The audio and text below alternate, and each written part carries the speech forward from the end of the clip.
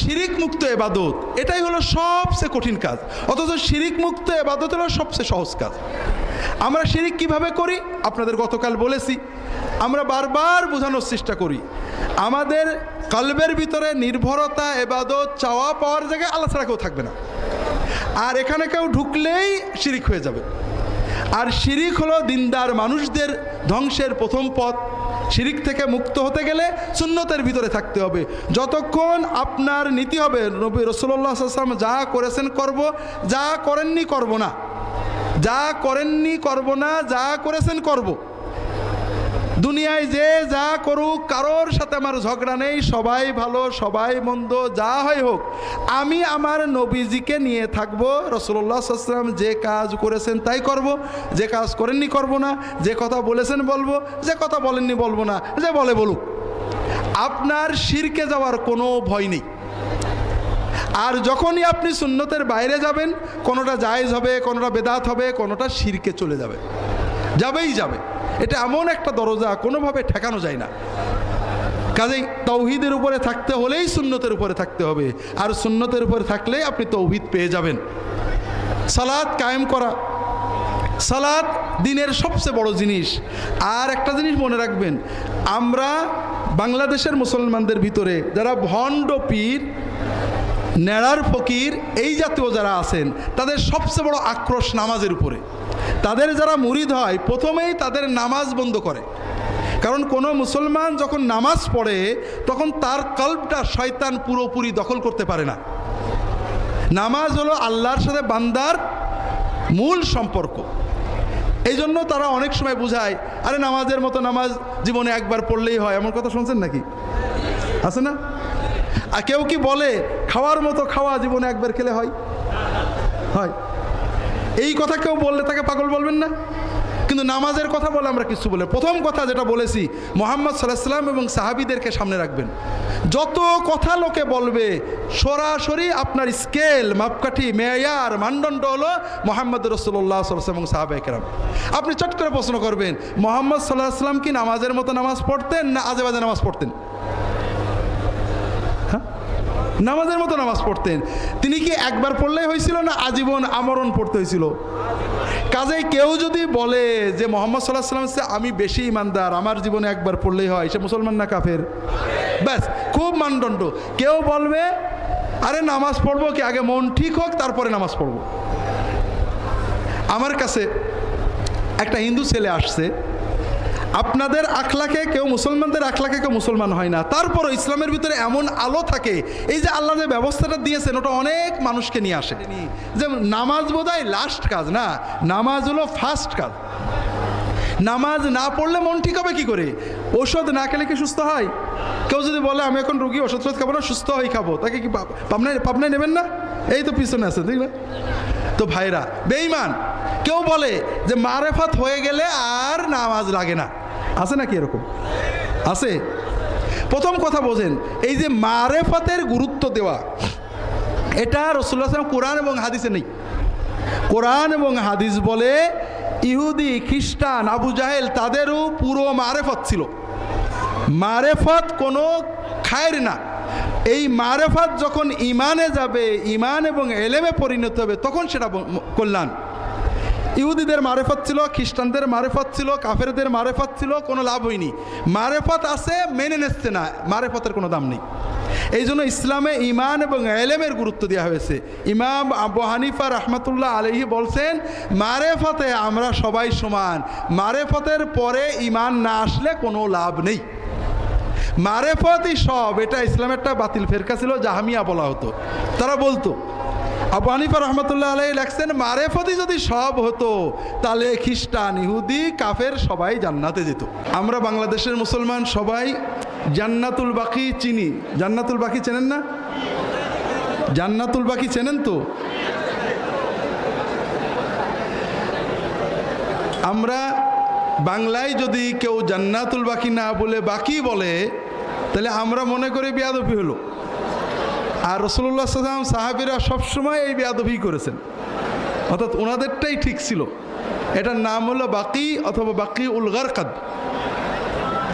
আপনারা আমাদের ইমামদের বই পড়েন, কোথাও জান্নাতুল বাকি লেখা নেই, সব জায়গায় বাকি। জার আল বাকি, জার আল বাকি, বাকি আল গারকাত, আতাইতুল বাকি, আতার রাসূলুল্লাহ সাল্লাম আল বাকি, দা আলী আহলিল বাকি। রাসূলুল্লাহ সাল্লাল্লাহু আলাইহি ওয়াসাল্লাম এবং সাহাবাগণকে আমাদের মডেল রাখতে হবে। আমরা যদি জান্নাতুল বাকি বলি কোনো দোষ নেই, কিন্তু বাকি বললে দোষ হয় এই চিন্তাটার ভিতরে সব দোষ আছে, যে রাসূলুল্লাহ সাল্লাল্লাহু আলাইহি ওয়াসাল্লাম সাহাবীরা যেটা ব্যবহার করতেন ওইটা বোধহয় দোষের, আর আমাদের বোধহয় আদবটা ওনাদের চেয়ে বেশিই হয়ে গেল।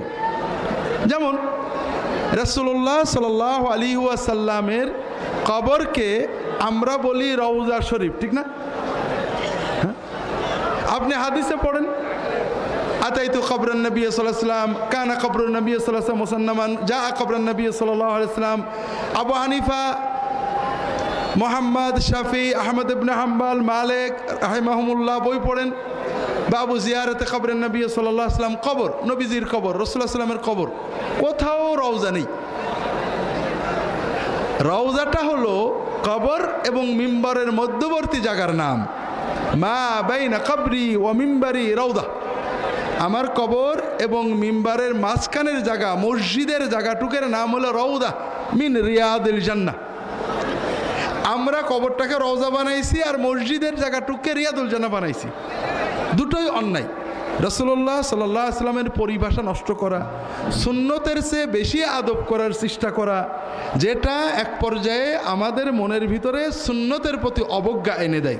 রাসূলুল্লাহ সাল্লাম বললেন যে কি ব্যাপার, তুমি কেন আসছো? ইয়া রাসূলুল্লাহ দুল্লানি আলা আমালিন ইউকাররিবুনি মিনাল জান্নাতি ওয়া ইউবাইদুনি মিনান নার। ইয়া রাসূলুল্লাহ আমাকে এমন একটা আমল বলে দেন যে আমলটা করলে আমি জান্নাতের কাছে যেতে থাকবো আর জাহান্নাম থেকে দূরে যেতে থাকবো। কথা বুঝেননি?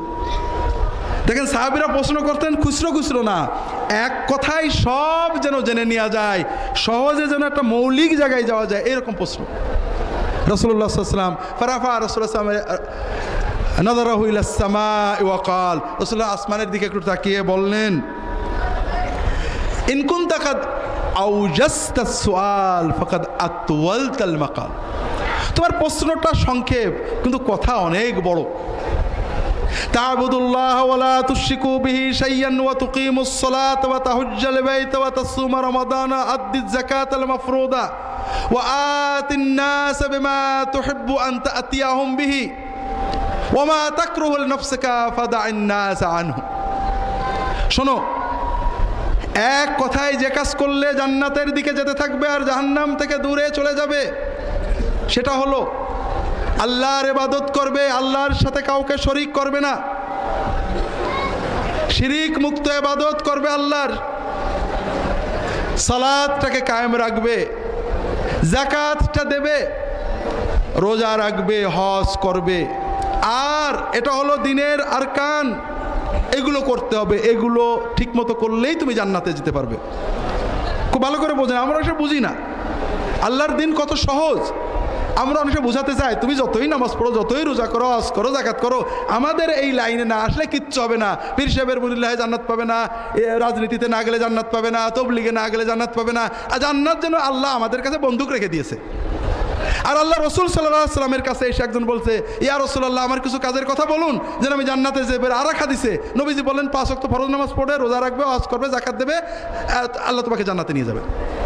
আল্লাহ রসুল বললেন কেউ যদি জান্নাতি মানুষ দেখতে যায়, ওই লোকটা কি বললো যে আপনি যে 5টা কথা বললেন আমি এইগুলো করবো, এর সে বেশিও করবো না, কম করবো না। নবীজি বললেন তুমি যদি ঠিক মতো রাখতে পারো তুমি জান্নাতেই যাবা। কথা বোঝেননি? নবীজি বললেন নামাজ পড়লে, রোজা রাখলে, হজ করলে, যাকাত দিলে জান্নাতে যাবে। আর আপনি বলেন না যতই করা হবে না, আমার তরিকে আসা লাগবে। জান্নাত আল্লাহ আপনার কাছে আল্লাহ লিস্ট দিয়ে দিয়েছে নাকি? এই জন্য আমাদের মরহুম হুজুর বলতেন, বাবারা কোথাও যেন ফুরফুরা এসো না, তোমরা কোরআনের মুরিদ হওয়ার মসজিদে যাও, কোরআন পড়েন, হাদিস পড়েন, আলেমদের কাছে যান, মসজিদে যান, নামাজ পড়েন। এটাই হলো জান্নাতের মূল কথা। তুমি নামাজ আল্লাহর ইবাদত করো, শিরিক মুক্ত ইবাদত, এটা হলো সবচেয়ে মূল কথা। শিরিক মুক্ত ইবাদত করে অল্প করো, এটাই তোমার জন্য যথেষ্ট। আর শিরিক জড়িয়ে, বেদাত জড়িয়ে অনেক করো, লাভ হবে না, সবগুলো নিয়ে জঞ্জালে চলে যেতে হবে। সর্বশেষ রাসূলুল্লাহ সাল্লাম একটা মূল নীতি দিলেন, সেটা হলো মানুষের সাথে আচরণ। রাসূলুল্লাহ সাল্লাল্লাহু আলাইহি ওয়াসাল্লাম বললেন, তুমি মানুষ থেকে যেমন আচরণ চাও, তুমি যেটা চাও যে মানুষেরা তোমার সাথে করুক, তুমি তাদের সাথে ঠিক ওই রকম করো। কথা কি বুঝতে পেরেছেন? কথা বোঝেননি? অর্থাৎ তুমি কি চাও? মানুষ তোমাকে সম্মান করুক, তোমার সাথে ভালো ব্যবহার করুক, তোমার ব্যাপারে সন্দেহ না করুক, তোমার কথাটা গ্রহণ করুক। ঠিক তুমি যখন কারোর সাথে আচরণ করবা, চিন্তা করো তুমি যদি ওইখানে হতে আর তোমার সাথে কেউ করতো, তাহলে তুমি কেমন মনে করতে? মানুষ তোমার সাথে যেমন আচরণ করুক তুমি প্রত্যাশা করো, তুমি ঠিক তেমন আচরণ মানুষদের সাথে করো। আর মানুষরা যে আচরণ করলে তোমার কষ্ট লাগে, যে কথা তোমাকে বললে তুমি কষ্ট পাও, যে আচরণ তোমার সাথে করলে তুমি কষ্ট পাও, ওই আচরণ তুমি অন্য কারোর সাথে করো না। কথা বুঝতে পারেননি? তা আল্লাহ রসুল সাল্লাল্লাহু আলাইহি ওয়াসাল্লাম আমাদেরকে জান্নাতে যাওয়ার মূল নীতিটা বলে দিলেন। আমি এই 6টা বা 7টা বিষয় মুখতাসর ব্যাখ্যা করতে থাকবো। এর ভিতরে হয়তো আমার পরে যিনি আসবেন হয়তো চলে আসবেন, আসলে আপনাদের থেকে বিদায় নেব। আর আপনারা অনেক লক্ষ লক্ষ মানুষ এসেছেন, আমি গুনাহগার, আল্লাহ তাআলা কিছু কথা বলালেন, আপনাদের দোয়ায় আমাকে স্মরণ রাখবেন যেন আল্লাহ তাআলা আমাকে তার দ্বীনের জন্য, নবীর সুন্নাতের জন্য তৌফিক দেন, সহজ করে দেন।